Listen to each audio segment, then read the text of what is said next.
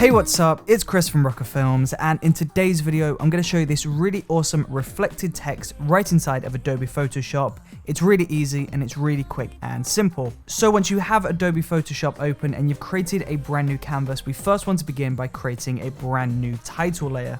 So we'll press the T icon on the very left of Photoshop, select the canvas, and we'll just type out anything you want to say. So I'm going to type out Brooker Films. We'll decrease the size of this to around 30% and we'll change the color of this to blue. Now from here, I'll just center this up, and once I'm happy with the position of this, I'm just going to copy and paste this layer. So make sure the title layer is selected. We'll hold Command C on the keyboard to copy and press Command V to paste this. Now we'll just drag this down, and then we'll hold Command and press T to load up transform.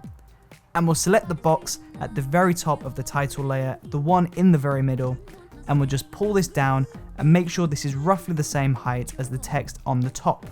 Now, once you're happy with that, we can just pull the position of this up to meet the other title layer, and then we'll just pull the opacity all the way down to around 20%.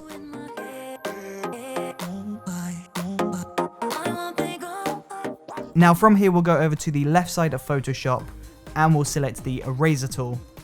Now we'll go into the eraser tool, we'll adjust the size up to around 150 pixels, and we'll pull the hardness all the way down to 0%. Make sure this is completely at 0. And then just very gently just erase the very bottom of that title layer. So you want to make it look like this reflection is disappearing into the shadows.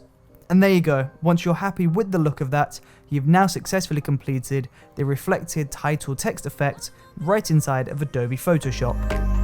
And there you go. If you enjoyed watching this video, then please do let me know in that comment section below. And don't forget to subscribe, check out the previous video, and I will see you tomorrow for another brand new video. See you there.